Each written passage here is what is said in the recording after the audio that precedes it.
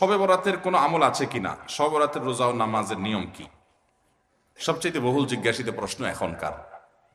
শবে বরাত আসছে, যেটাকে আসলে হাদিসের ভাষ্যে বলা হয়েছে মধ্য শাবানের রাত, শবে বরাত না, এটার হাদিসের ভাষ্যের নাম কি? মধ্য শাবানের রাত। এই মধ্য শাবানের রাত বা মধ্য শাবানের রজনী, এই রাতে যেটাকে আমরা শবে বরাত বলি, এই রাতের নামাজের নিয়ম কি? কয় রাকাত পড়তে হবে, কোন রাকাতে কোন সূরা কতবার পড়তে হবে, এটা বহুল জিজ্ঞাসিত একটা প্রশ্ন। এবং এ ব্যাপারে আমরা অনেকে জানি যে শবে বরাতের নামাজে এত রাকাত পড়তে হবে, সেখানে সূরা কুল হুয়াল্লাহ, ইখলাস এতবার পড়তে হবে, ইত্যাদি ইত্যাদি। লাইলাতুল কদর ছাড়া অন্য যে সমস্ত রাতের ফজিলত আছে, এর মধ্যে 10টা রাতের কথা আল্লাহ তাআলা শপথ করেছেন, ওয়াল ফাজরি ওয়া লায়ালিন আশর। সে 10টা রাত হলো জিলহজের প্রথম দশক। খবরও নেই আমাদের দেশে মানুষের, যে রাতগুলোর শপথ আল্লাহ কোরআনে করছেন, কত ফজিলতপূর্ণ, কিন্তু জিলহজের প্রথম দশকের রাতের কোনো বিশেষ ফজিলতের কথা আমরা কয়জনে জানি? যাই হোক, মধ্য শাবান রজনীর কথা আমরা বেশি জানি শুধু না, সবচেয়ে বেশি আমরা এ রাতে ইবাদত বন্দেগীর চেষ্টা করি। তো সবচেয়ে বেশি চেষ্টা তো হওয়া উচিত হলো লাইলাতুল কদরে। এর পাশাপাশি যদি কেউ মধ্য শাবানের রাতে আল্লাহ তাআলার ক্ষমা লাভের চেষ্টা করে, সেটা দর্শনীয় না, সেটা জায়েজ। এ রাতের এতটুকু ফজিলত অবশ্যই প্রমাণিত যে আল্লাহ রাব্বুল আলামিন এ রাতে হিংসুক ছাড়া, মুশরিক ছাড়া বাকি মানুষগুলোকে সাধারণ ক্ষমা ঘোষণা করেন। অতএব এ রাতের একেবারে কোনোই ফজিলত নেই, ব্যাপারটা সেরকম না।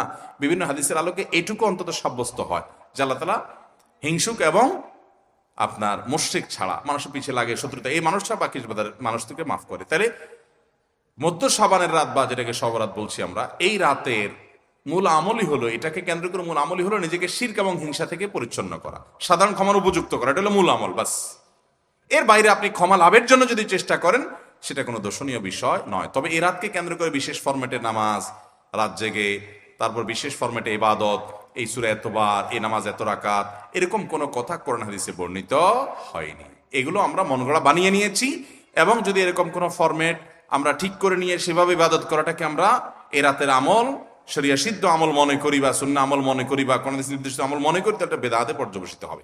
অতএব বাড়াবাড়ি এবং ছাড়াছাড়ি এই দুইটাই আমাদেরকে পরিহার করতে হবে। যতটুকু আছে ততটুকু আমরা আমল করব এবং এসে আমল অনুযায়ী আমরা চলার চেষ্টা করব।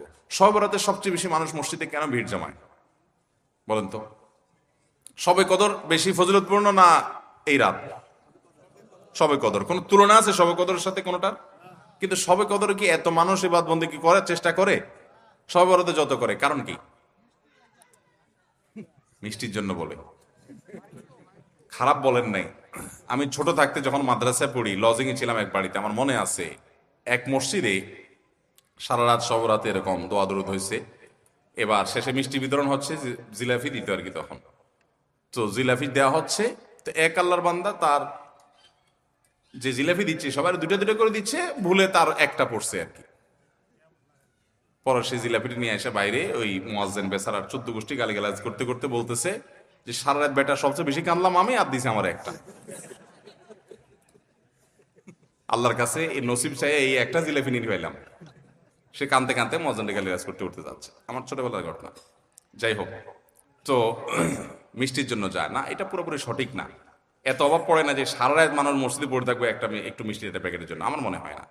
আমার যেটা মনে হয়, সবচেয়ে বেশি মানুষ এ রাতে ইবাদত বন্দেগীর চেষ্টা করে, কারণ মানুষ মনে করে এ রাতে ভাগ্য নির্ধারণ হয়। অতএব এক রাতে ইবাদত বন্দেগী করে যদি সারা বছরেরটা ফাইনাল করে ফেলতে পারি, মন্দ কি?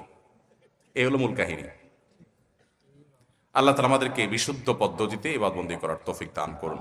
তাহলে ভাইরা আমার, মধ্য শাবানের রজনীতে আমরা আল্লাহ তাআলার কাছে ক্ষমার উপযুক্ত হওয়ার জন্য, হিংসা শিরক থেকে মুক্ত হওয়ার চেষ্টা করব। ক্ষমা পাওয়ার জন্য প্রচেষ্টা আমাদের থাকবে, কিন্তু ওই যে বেদাতি পন্থায় বিশেষ ফর্মে ঠিক করে ইবাদত, নামাজ, হালুয়া রুটি খায় মানুষ। হালুয়া রুটি কেন খায়? কেন খায় হালুয়া রুটি ভাই? সারা দেশে অনেক জায়গায় এখনো এটা হালুয়া রুটি ওই দিন বানাবে মানুষ। হালুয়া রুটিটা কেন হয় বলেন তো? বলে যে নবী সাল্লাল্লাহু আলাইহি সাল্লাম উহুদের যুদ্ধে তার দন্দান মুবারক শহীদ হয়েছে, এই জন্য উনি শক্ত খানা খাইতে পারতেন না, হালুয়া খাইতেন। এই জন্য আমরা হালুয়া খাই। আরে ভাই, নবী সাল্লাল্লাহু আলাইহি সাল্লামের দাঁত ভাঙছে প্রথম কথা, ওটা শাবান মাসে ঘটেই নাই, ওটা পড়ছে আরেক মাসে। আপনি এটা এই মাসে আনলেন কোত্থেকে? আচ্ছা, তারপরে যদি ধরে নেই এই মাসেই হয়েছে, তো ওনার দাঁত ভাঙছে কাদের আঘাতে? মুশরিকদের আঘাতে, তাই না? আল্লাহর দুশমনদের আঘাতে। তো কাফেরদের আঘাতে, দাঁত ভাঙাতে উনি হালুয়া খাইছে বলতেছেন, যদি এটার কোনো ভিত্তি নেই, বোগাস কথা। তারপরে ধরে নিলাম, তো আপনি ভালো দাঁত নিয়ে হালুয়া খাচ্ছেন কোন শরমে? আপনার বাপের একটা শত্রু আছে, আপনাদের ফ্যামিলির একটা শত্রু আছে, সে আপনার বাপের ধরে আচ্ছা ধরে মেরে ঠ্যাং ভেঙে দিছে। আপনার বাপ বেচারা ওই ভাঙা ঠ্যাং নিয়ে একটা লাঠি নিয়ে ভর করে করে খোড়ায় খোড়ায় উনি হাঁটেন, কারণ পা ভেঙে গেছে বেচারার। আপনি আপনার বাবার ওই যে শত্রু, যে আপনার বাপের পা ভাঙছে, ওই শত্রুর সাথে আপনার বিরাট দরম বরম দোস্তি, চা দোকানে আড্ডা ফাড্ডা মারেন, সব জায়গায় ঠিক আছে। কিন্তু বাড়িতে আইসা বাপের সামনে আপনি ভালো পাও নিয়া একটা লাঠি নিয়ে আপনি খোড়ায় খোড়ায় হাঁটেন। কেন? বাবার প্রতি সহমর্মিতা দেখা, যে আমার বাবার যেহেতু পা ভেঙে দিছে, এই জন্য বাবা খোঁড়া খোঁড়ায় হাঁটে, আমি এখন ভালো পাও নিয়া লাঠি নিয়ে খোঁড়ায় খোঁড়ায় হাঁটতেছি। কি বলেন? এই দৃশ্য যদি দেখে আপনার বাপে কি করবে? হাতের লাঠিটা দিয়ে বলবো, আমার পাও যা যাক, তোর আগে কয়টা বাড়ি দিবে আদব, তুই আমার ব্যাঙ্গাইতে আসছস? আমার পা ভাঙছে যারা, তুই পারলে তাদেরকে বিচারের আওতায় আনবি, তাদের একটা বিহিত করবি। সেটা না করে তার লগে তলে তলে তোমার সম্পর্ক, তুমি আসছো আমার এখানে নাটক করে আমার সহমর্মিতা জাহির করতে। নবী সাল্লাল্লাহু আলাইহি সাল্লামকে যারা দাঁত ভাঙছে তাদের সাথে তো দোস্তির কোনো কমতি নেই, তাদের প্রতি তো আপনার সহমর্মিতার কোনো কমতি নেই, ওয়ালা বারা বলতে কিচ্ছুই নেই। কিন্তু আপনি হালুয়া খায়া ভালো দাঁত নিয়া আপনি নবী সাল্লাল্লাহু আলাইহি সাল্লামের প্রতি সহমর্মিতা প্রদর্শন করছেন। এর চেয়ে হাস্যকর আর কি হতে পারে? আল্লাহ আমাদেরকে সঠিকভাবে দিন পালন করার তৌফিক দান করুন। সবরাতে আসলে ওই যে আগে এক সময় আমরা দেখতাম পটকা ফুটতো, বাজি ফুটাইতো, যাক আলহামদুলিল্লাহ এগুলো পুলিশ প্রশাসনের নির্দেশনার কারণে থামছে। এরপরে ওই যে আতশবাজি করা, রাতে গোসল করা, অনেক তামাশা আমাদের সমাজে আছে সবরাতকে কেন্দ্র করে, শত শত বেদাতের আয়োজন এ রাতকে কেন্দ্র করে আছে। আল্লাহ আমাদেরকে এগুলো থেকে বেঁচে থাকার তৌফিক দান করুন। আমরা আল্লাহর কাছে ক্ষমা লাভের চেষ্টা করবো, আল্লাহ আমাদেরকে ক্ষমা লাভ করার, ক্ষমা পাওয়ার তৌফিক দান করুন। আঠা দিয়ে ইঁদুর মারা ও ইলেকট্রিক ব্যাট দিয়ে মশা নিধন করা কি জায়েজ আছে না হারাম?